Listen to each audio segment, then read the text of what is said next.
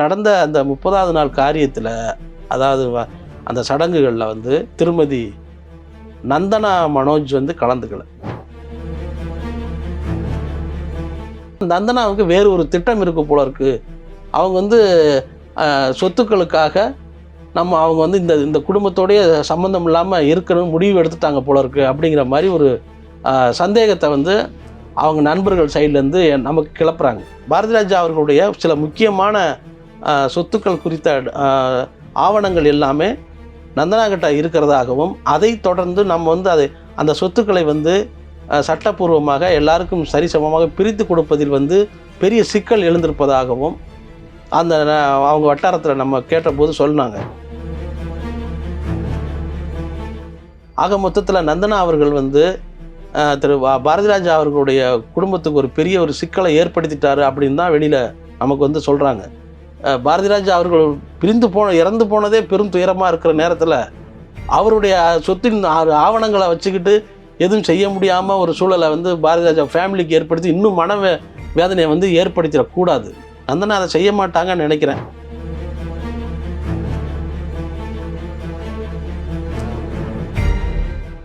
ஆச்சி மசாலா, எந்த சமையலும் ருசி தேடும் ரகசியம். 20 ரூபாய். வணக்கம். வணக்கம். இயக்குனர் இமயம் பாரதிராஜா இறந்து ஒரு 30 நாள் ஆயிடுச்சு. 30வது நாள் சடங்குகள் வந்து அதுக்கு முன்னாடி நம்ம பேசணும். ஒரு குடும்பங்களில் வந்து அந்த சொத்துக்களை பாகப்பிரிவினை பண்ணுறதுல சில பிரச்சனைகள் இருக்குது அப்படின்னு சொல்லி, அப்புறம் அந்த பிரச்சனைகளை நாங்கள் சரி பண்ணிக்கிட்டோம் அப்படின்னு சொல்லி அவங்களோட ஒரு இயக்குனர் மனோஜ்குமார் வந்து ஒரு பேட்டி கொடுத்துருந்தார் வந்து. ஆனால் திரும்பவும் அந்த பிரச்சனை நீடிக்குது அப்படிங்கிறத நேற்றைக்கு நடந்த சம்பவங்களில் வந்து தெரியுது அப்படின்னு எல்லாரும் சொல்கிறாங்க. வந்து அங்கேயும் சில சலசலப்புகள் நடந்திருக்கு அப்படிங்கிறாங்க. என்ன நடந்தது? உங்கள் சமுதாயத்துடைய நடக்கிற 30வது நாள் சடங்கு அப்படிங்கிறது ஒரு முக்கியமான சடங்கு. அது ஏன் அப்படின்னா, அன்றைக்கு தான் எல்லா உறவினர்களையும் வரவழைச்சு அந்த 30வது நாள் அந்த நினைவை வந்து அவங்க வந்து பகிர்ந்துப்பாங்க. அதில் சில சாப்பாடு ஆக்கி போடுறது இதெல்லாம் வந்து நடக்கும். இது வந்து தேனி பக்கத்துலேயே உள்ள பகுதியா இல்லை எல்லா இடங்களையும் இருக்குமா? மேக்சிமம் எல்லா இடங்களும் இருக்கும். ஆனால் இவங்களுடைய இதில் வந்து சில வீடுகளில் வந்து ஆக்கி போடுறதுன்னு சொல்லி கறி எல்லாம் பண்ணுவாங்க. நான்வெஜ் பந்தியெல்லாம் நடக்கும். திரு பாரதிராஜா அவர்கள் உயிரோடு இருக்கும் பொழுது இசைஞானி திரு இளையராஜா ஜீவாம்மா வந்து தவறின அந்த காலகட்டத்தில் இளையராஜா அவர்களுக்கு ரொம்ப ஆறுதலாகவும் நெருக்கமாகவும் தொடர்ந்து உடனே கூட இருந்தவர் திரு பாரதிராஜா அவர்கள். இளையராஜா அவர்கள் அவர் ஒரு தடுமாற்றத்தோடு அப்படி இருந்தாலும் பாரதிராஜா அவர்கள் எல்லா விஷயங்களையும் சரியாக செய்யணும், அதில் வந்து எதையும் மிஸ் பண்ணிடக்கூடாது அப்படிங்கிறதுக்காக சுருளிக்கு அழைச்சிட்டு போனாங்க. யார்? ஜீவாம்மா அவர்கள் தவறினதுக்கு அவங்க வந்து சடங்குகள் செய்கிறதுக்காக அது கிட்டத்தட்ட பாரதிராஜா அவர்கள் தான் முன்னிலாம் இருந்து அது நடத்தினார். அது வந்து நான்லாம் கூட போயிருந்தேன். அங்கே கம்பத்திலே ஒரு இடத்துல நாங்கள்லாம் தங்கிட்டு ரைட்டர் ரத்னகுமார் அவர்கள், நான், இன்னும் சில நண்பர்கள், இசைஞானி திரு இளையராஜா அவர்களுக்கு வேண்டிய நண்பர்கள் எல்லாரும் கம்பத்தில் தங்கிட்டு சுருளிக்கு போய் அங்கே வந்து கண்டிப்பாக எல்லோரும் இங்கே இருந்துட்டு இந்த சாப்பிட்டு போடுறது, சாப்பாடு விருந்து வைக்கிறது இதெல்லாம் வந்து அங்கேயே பார்த்துக்கிட்டார் ஏன்னா பாரதிராஜா அவர். ஏன்னா அவ்வளவு கூடவே இருந்தார் ராஜா சார் கூடவே. அப்படி வந்து ஒவ்வொரு இந்த காரியங்கள் நடக்கிறத போது 30வது நாள் காரியம் வந்து ரொம்ப முக்கியமானது. ஏன்னா அதுக்கப்புறம் வந்து 30வது நாள் முடிஞ்ச பிறகு அதுக்கு அடுத்து நடக்கிற விஷயங்கள் எல்லாமே உறவினர்களை அழைக்க வேண்டிய அவசியம் இல்லை. இந்த 30வது நாளுக்கு தான் அதோட முடிஞ்சு போச்சு. அவங்கவுங்க வேலையை பார்க்க வேண்டியதுதான். அப்படி வந்து நேற்று நடந்திருக்கு. குறிப்பாக நேற்று நடந்த அந்த 30வது நாள் காரியத்தில், அதாவது அந்த சடங்குகளில் வந்து திருமதி நந்தனா மனோஜ் வந்து கலந்துக்கல. இது எல்லாருக்கும் பெரிய அதிர்ச்சியை ஏற்படுத்தியிருக்கு. ஏன்னா கடைசி வரைக்கும் அந்த பிள்ளைங்களை வந்து ரொம்ப பிரியமாக பார்த்துக்கிட்டார் பாரதிராஜா. அதில் வந்து நந்தனா அவர்கள் வந்து கலந்துக்காமல் தவிர்த்தது வந்து அது ரொம்ப வருத்தத்துக்குரிய ஒரு செய்தி தான் அது. ஆக்சுவலாக இந்த 2வது நாள் காரியத்திலே கூட அவங்க கலந்துக்கலன்னு நினைக்கிறேன். ஆமாம். நந்தனா அவர்களுக்கு வந்து எந்தவித கருத்து வேறுபாடு, அவங்க குடும்பத்தோட கருத்து வேறுபாடு இருந்து ஒரு பகைமை உணர்வு இருந்தாலுமே நீங்கள் நந்தனா வேணால் வராமல் இருக்கலாம். ஆனால் அவங்க குழந்தைகளை வந்து வரவிடாமல் செய்தது அப்படிங்கிறது வந்து அது வந்து அவர் நியாயமாக இல்லை. ஏன்னா பாரதிராஜா அவர்கள் என்ன இருந்தாலும் மனோஜ் அவர்களுடைய அந்த தகப்பனாருங்கிற முறையில் அவர் வந்து குழந்தைங்களுக்கு வந்து தாத்தா முறையில் வந்து வர்றாரு. அவர் வந்து அந்த 30வது நாள் காரியத்தில் அவர் நடக்கிற அந்த காரியங்களில் வந்து பேரப்பிள்ளைகள் வந்து இருக்கணும். அதை வந்து நீங்கள் அது இல்லாமல் அதை தவிர்த்தது வந்து அது செய்திருக்கக்கூடாது. நந்தனா அவர்கள் செய்திருக்கக்கூடாது. அது நேற்று நடந்து போச்சு. இதெல்லாம் ஏன் கலந்துக்கணும் அப்படின்னா, ஏதோ இதுக்கு முன்னாடி ஏற்பட்ட பகைமை உணர்வு கூட இது மாதிரியான காரியங்களை கலந்து கொள்ளும்போது அது வந்து அந்த பகைமை மறைந்து அது ஏதோ நடந்து போச்சு, நம்ம மறுபடியும் நம்ம வந்து சேர்ந்து ஒரு பயணிப்போம் அப்படிங்கிறதோட அர்த்தம் தான் அந்த மாதிரி நேரங்களில் வந்து கூட இருக்கிறது. இப்போ நீங்கள் அதவே நீங்கள் செய்யாமல் வச்சுட்டிங்கன்னா அப்போ எல்லாரும் என்ன கேள்வி அவங்க நந்தனா அவர்கள் எழுப்ப வைக்கிறாங்க அப்படின்னா, சந்தேகப்பட வைக்கிறாங்க அப்படின்னா, நந்தனாவுக்கு வேறு ஒரு திட்டம் இருக்கு போல இருக்கு. அவங்க வந்து சொத்துக்களுக்காக அவங்க வந்து இந்த குடும்பத்தோடைய சம்மந்தம் இல்லாமல் இருக்கணும்னு முடிவு எடுத்துட்டாங்க போல இருக்கு அப்படிங்கிற மாதிரி ஒரு சந்தேகத்தை வந்து அவங்க நண்பர்கள் சைட்லேருந்து நமக்கு கிளப்புறாங்க.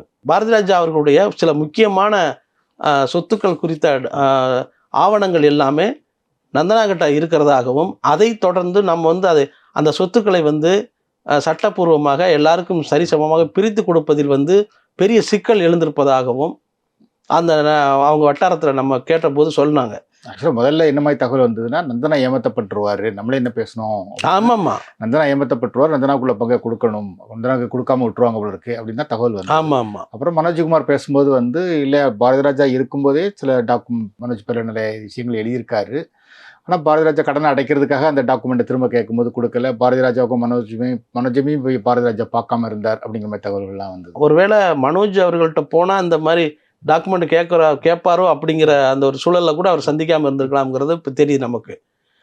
என்னென்னா, கடைசி கால நேரங்களில் பாரதி ராஜா அவர்கள் வந்து சில நண்பர்களுக்கும் தன்னை நம்பி இருந்த சில நபர்களுக்கும் சொத்துக்களில் வந்து கொஞ்சம் பாகமாக அல்லது சில பணமாகவ கொடுக்கணும்னு முடிவு பண்ணியிருந்திருக்காரு. அதை வந்து செயல்படுத்துறதுக்காக தான் இந்த சொத்துக்களை விற்கிறதுக்கு முயற்சி பண்ணும்போது அது வந்து முழுக்க முழுக்க நந்தனாவின் அந்த டாக்குமெண்ட்டுக்கு அந்த கட்டுப்பாட்டில் இருந்ததுனால அவர் ரொம்ப பாரதி ராஜா அவர்கள் ரொம்ப அப்செட் ஆகியிருக்கார். ஏன் நம்ம வந்து வேணுங்கிறத கொடுத்துட்டோம், ஏன் இந்த பொண்ணு இப்படி பிடிவாதம் பண்ணுது அப்படிங்கிற மாதிரி கூட கேட்டிருக்காரு. இப்போது இந்த நந்தனாவுடைய இந்த டாக்குமெண்ட் தராத அந்த சம்பவம் வந்து ஜனனிக்கு பேரிடியாக மாறி இருக்கு அப்படின்னு தான் வெளியில் சொல்கிறாங்க. இப்போ இதில் வந்து இன்னொன்று வந்து, இப்போ டாக்குமெண்ட் மட்டும் நந்தனா கையில் இருக்கா, இல்லை அந்த டாக்குமெண்ட்டில் இருக்கிற சொத்துக்கள் எல்லாமே மனோஜ் பேரில் எழுதப்பட்டு இல்லை நந்தனா கையில் இருக்கா? மனோஜ் பேரில் எழுதப்பட்ட டாக்குமெண்ட்டும் இருக்குது, வேறு சில ஆவணங்களும் அவங்கள்ட்ட இருக்குது. இதை வந்து இதனால் அந்த ஆவணங்கள் மேல் எந்தவித நடவடிக்கை எடுக்க முடியாமல் இருக்குது அப்படிங்கிறது தான் பெரிய அதிர்ச்சியாக இருக்குது. ஆக மொத்தத்தில் நந்தனா அவர்கள் வந்து திரு பாரதி ராஜா அவர்களுடைய குடும்பத்துக்கு ஒரு பெரிய ஒரு சிக்கலை ஏற்படுத்திட்டாரு அப்படின்னு தான் வெளியில் நமக்கு வந்து சொல்கிறாங்க. பாரதி ராஜா நான் நினச்சபடி தனக்கு கூட இருந்த கடைசியில் இருந்தவங்களுக்கு வந்து ஒரு தொகையை கொடுக்கணும் அப்படின்னு அவர் முடிவு பண்ணியிருப்பார்ல, அதுக்கெல்லாம் பெரிய தடையாகவும் சிக்கலாகவும் மாறி போய் இன்றைக்கு அவங்க எல்லாம் வந்து முழிச்சுக்கிட்டு இருக்காங்க. அப்படி சம்மந்தப்பட்ட நான் ஒரு 2-3 பேர் வந்து பேசும்போது அவங்க வந்து பகிர்ந்துக்கிட்டாங்க. டைரக்டர் வந்து இப்படி செய்யணும்னு நினச்சிருந்தாரு, ஏன்னா அவங்களாம் நம்ம கூடவே இருந்தவங்க, அவங்களுக்கு நான் ஏதாவது பண்ணணும்னு சொல்லி பிளான் பண்ணியிருந்தாரு. அந்த பிளானை வந்து அதை செய்ய முடியாமல் கையில் பணமும் இல்லாமல் அவர் ரொம்ப தவிச்சு போயிட்டாரு, அவங்கள்ட்ட நாங்கள் எப்படி போய் சொல்கிறது அப்படின்னு அவங்க வந்து ரொம்ப மனவேதனைப்பட்டாங்க. இப்படி நந்தனா அவர்களுக்கு வந்து நாம் வந்து நமக்கு ஒரு ஆதரவாக நாம் இருந்தோம். ஆனால் நிலை வந்து எப்படி மாறி இருக்கு, ஜனனி அவர்களுக்கு வந்து பெரிய சிக்கலும் அவங்க பாரதிராஜா குடும்பத்துக்கு ஒரு பெரிய சிக்கலை ஏற்படுத்தக்கூடிய சூழல் வந்து அவங்க ஏற்படுத்திட்டாங்களோ அப்படிங்கிற ஒரு எண்ணத்தை தோன்ற வைக்குது நமக்கு. இதை வந்து நந்தனா அவர்கள் தவிர்த்திருக்கணும். என்ன இருந்தாலும் மனோஜ் தான் உங்களுடைய கணவர், இயக்குனர் பாரதி ராஜா அவர்கள் தான் உங்களுடைய மாமனார். அவர் குடும்பத்துக்கு ஒரு சிக்கலும் அவருக்கு ஒரு இழுக்கும் அவருடைய பெயருக்கு களங்கமும் வருகுது அப்படின்னா அதுக்கு வந்து ஒட்டுமொத்தமாக எல்லாரும் நம்ம வந்து அதுக்கு வந்து கொதிக்க தான் செய்வாங்க. நீங்கள் நந்தனா அவர்கள் வந்து நம்ம மாநிலத்துக்கு வந்தவங்க, அவங்க வந்து அவங்கள வந்து நம்ம வந்து பெரிய மரியாதையோடு தான் நம்ம வந்து இங்கே பார்க்குறோம்.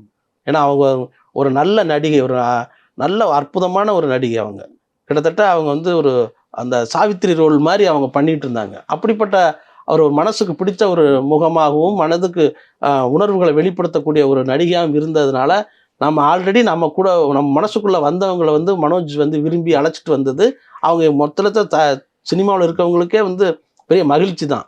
ஆனால் அவங்க இப்படி ஒரு வேலை வந்து பாரதி ராஜா அவர்களுக்கே ஒரு பெரிய சிக்கலை ஏற்படுத்துவார் அப்படிங்கிறது நாம் நினைக்கல. அதை வந்து நந்தனா அவர்கள் தவிர்த்துட்டு அவங்க குடும்பத்தோருக்கு வேண்டிய விஷயங்களை வந்து ஒரு மனோஜ் இருந்த இடத்துல வந்து நந்தனா இருந்து செய்யணும். அப்போ தான் அவங்களோட பாரதி ராஜா அவர்களுடைய ஆன்மா சாந்தி அடையும். ஏன் அப்படின்னா அவர் பார்த்து உதவி செய்யணும்னு நினைத்த சில பேர் இருக்காங்கல்ல, அவங்க வந்து நிராதரவா நிற்கிறாங்க. இனிமேல் அவங்க வந்து யாரும் வந்து அவங்க பாரதி ராஜா வீட்டில இருந்து யாரும் அவங்களுக்கு கொடுக்க போறதில்ல. அவங்க பாரதி ராஜா நினைச்சா மட்டும்தான் வீட்டுக்கு தெரியாம கூட கொடுக்கலாம்ல, நினைச்சிருப்பாருல்ல. அப்படி இல்லைன்னா அவர் எழுதி வச்சிருக்கணும் ஒரு உயில் மாதிரி. ஆமா, அதுதான் பெரிய ஒரு சிக்கலா போச்சு. எப்போன்னா ஒரு யாரு இது சாமானிய வீட்டிலேயே நடக்கும். கடன்காரங்க கடன் யாரு இருக்கா அப்படின்னு மரண தழுவாயில் இருக்கிறவங்கள்ட்ட கேட்பாங்க. யாரும் கடன் கொடுக்கல, யாரும் கடன் வாங்கலை அப்படிங்கிறதெல்லாம் எங்கள் ஊர் பக்கம் வந்து கேட்டு தெரிஞ்சுக்குவாங்க. அதனால் இறந்ததுக்கு பிறகு யாரும் வந்து நிற்கவும் கூடாது, நம்ம வந்து யார்கிட்டையும் பணத்தை வசூல் பண்ண முடியாமல் போயிடக்கூடாது அப்படிங்கிற ஒரு பொறுப்பு வந்து இருக்குது. அதனால இவங்க எல்லாத்தையும் கேட்டுப்பாங்க. அப்படி வந்து திரு பாரதிராஜா அவர்கள் வந்து யாரோ ஒருத்தர்கிட்டையாவது கை காட்டி இவங்களுக்கெல்லாம் நான் செய்ய வேண்டியிருக்கு அப்படின்னு சொல்லியிருக்கலாம். அவர் என்ன நினச்சிருப்பாரு, நம்ம இப்போ இப்படி நடக்கும் அப்படிங்கிறத உயிர் பிரிய சூழல் வந்துடும் அப்படின்னு நான் நினைக்கல. அதனால தானே அவங்களே அங்கே வெளியூருக்கு போயிருந்த நேரத்தில் தவறிட்டாரு. அப்படி நந்தனாவுக்கு வந்து நான் ஒரு பொறுப்பு இருக்குது நான் நினைக்கிறேன். நந்தனாவுக்கு வந்து இந்த மாதிரி அவங்க பாரதிராஜா குடும்பத்தில் இருக்கிற ஜனனிக்கோ அல்லது திருமதி சந்திரலீலா பாரதிராஜா அவர்களுக்கோ பெரிய மன உளைச்சலை ஏற்படுத்தக்கூடாது. அது வந்து நல்லதில்லை. அது நந்தனா வந்து அதை செய்யக்கூடாது. அது வந்து உரியவர்கள் நந்தனா வீட்டில் பெரியவங்க இருப்பாங்க, அவங்க வந்து அதை சுட்டி காட்டி இந்த குழந்தைங்களோட எதிர்காலத்தை நீங்கள் வச்சுக்கோங்க, உங்கள் பிள்ளைங்களோட எதிர்காலத்துக்கு நீங்கள் பிளான் பண்ணிக்கோங்க. ஆனால் இங்கே வந்து அவங்கள வந்து ஆவணங்கள் மேலே வச்சு எந்த நடவடிக்கை எடுக்க முடியாமலும் செய்கிறது வந்து அது ரொம்ப தவறானது அப்படிங்கிறது தான் வெளியில் இருக்கவங்களுடைய கருத்து. நீங்கள் வந்து அவங்க இன்னும் என்ன சொல்கிறாங்க அப்படின்னா, நந்தனா அவங்க வந்து இந்த சொத்து விஷயமாக அவங்க நீதிமன்றத்தையே நாடிடுவாங்களோ அப்படிங்கிறது தான் அவனை ஒரு தயக்கமும் ஒரு பயத்தோடு அவங்க வந்து பேசுகிறாங்க. இல்லை, இப்போ நீதிமன்றத்தை நாடணும்னா இப்போ ஒன்று வந்து பாரதிராஜாவோட சொத்து 3 பாகமாக பிரியணும். வந்து அதில் ஒரு மனோஜ் பேரில் எழுதியிருப்பார், ஒய்ஃப் பேரில் மனைவி பேரில் எழுதியிருப்பார், பொண்ணு பேரில் எழுதியிருப்பார். இப்போ இதில் அதிகமான பங்கு மனோஜ் பேரில் எழுதி இருந்தால் நந்தனா திரும்ப கொடுக்க வேண்டிய இடத்துல நந்தனா இருப்பாங்க வந்து. ஸோ இப்போ அவங்க அது என்ன மாதிரி பொசிஷன் இருக்குது? இப்போ நந்தனாட்ட தான் அதிகமான சொத்துக்கள் இருக்கா? அவங்க சொல்கிறது என்னென்னா, நந்தனாகிட்ட சில டாக்குமெண்ட்ஸ் இருக்குது, அதனால் நாங்கள் அதை வந்து எந்த நடவடிக்கை எடுக்க முடியாமல் இருக்கோம் அப்படிங்கிறாங்க. நான் என்ன சொல்கிறேன், மனோஜ் அவர்கள் பேரில் இருந்தாலுமே அது அவங்க வந்து பாரதிராஜா தான் கொடுத்துருப்பாரு. இந்த பாரதிராஜா அப்போ அவங்க மனைவி மனோஜ் அம்மா உயிரோடு இருக்கும்போது அவங்களுக்கும் அவருக்கு செய்ய வேண்டிய கடமை இருக்குல்ல, அந்த கடமைக்காக வேண்டியாவது அவங்க வந்து நந்தனா அவர்கள் மனோஜோடைய கடமையை நந்தனா அவர்கள் நிறைவேற்றணும். அதுதான் நியாயம். அம்மாவை பார்க்க வேண்டிய பொறுப்பு பையனுக்கு இருக்கு. அப்போ அவங்க இருக்கும்போது அவங்கள நீங்கள் வந்து அரவணைச்சிக்கணும்ல. கிட்டத்தட்ட பல லட்சங்கள் வந்து ஒரு வாடகையில் வரும் பொழுது நீங்கள் அதை வந்து தவிர்த்துட்டு நாம் அதை பண்ணுறது அது நியாயமாக இல்லை. இது நம்ம சொல்கிறோம், நந்தனா அவர்கள் என்ன முடிவு எடுக்கிறாங்களோ அதை தான் அவங்க எடுக்க போகிறாங்க. நாம் என்ன எதுக்காக நம்ம வந்து இப்போ பேசி நம்ம வந்து குரல் கொடுக்குறோம் அப்படின்னா, பெருங்கலைஞன் பாரதிராஜா அவர்களுடைய அந்த புகழ் மீது எந்தவித களங்கமும் அதை வந்து விமர்சனம் பண்ணுற சூழலையும் அவங்க குடும்ப உறுப்பினர்களும் அல்லது புதிதாக வந்த நந்தனா அவர்களும் ஏற்படுத்திடக்கூடாது அப்படிங்கிற அக்கறையால் தான் நாம் இதை சொல்கிறோம். எதுவாக இருந்தாலும் அவங்க தான் முடிவெடுக்க போகிறாங்க. நம்ம வந்து ஒரு வழிகாட்டுதலை வந்து நம்ம இது மூலமாக செய்வோம். அதுக்கு வந்து நந்தனா அவர்கள் ஒத்துக்கணும். அதை வந்து பாரதிராஜா அவர்கள் இறந்து போனதே பெரும் துயரமாக இருக்கிற நேரத்தில் அவருடைய சொத்தின் ஆவணங்களை வச்சுக்கிட்டு எதுவும் செய்ய முடியாமல் ஒரு சூழலை வந்து பாரதிராஜா ஃபேமிலிக்கு ஏற்படுத்தி இன்னும் வேதனையை வந்து ஏற்படுத்திடக்கூடாது. நந்தனா அதை செய்ய மாட்டாங்கன்னு நினைக்கிறேன். இது வந்து பெரியவங்க மத்தியில் வச்சு பேசி இதுக்கான ஒரு பாரதிராஜா அவர்களுடைய புகழுக்கு வந்து எந்தவித களங்கமும் வராமல் இதை வந்து அமைதியான முறையில் அவங்க வந்து செய்யணும். அதுக்கு நந்தனா அவர்கள் முன் வரணும். நாம தான் நந்தனாவுக்காக குரல் கொடுத்தோம். இன்றைக்கு வந்து ஜனனி அவர்களுக்காகவும் திருமதி சந்திரலா அவர்களுக்காகவும் மறுபடியும் நம்ம பேச வேண்டிய சூழ்நிலை வந்து நந்தனா ஏற்படுத்திட்டாங்க அப்படின்னா நான் நினைக்கிறேன். அதை வந்து செய்யக்கூடாது.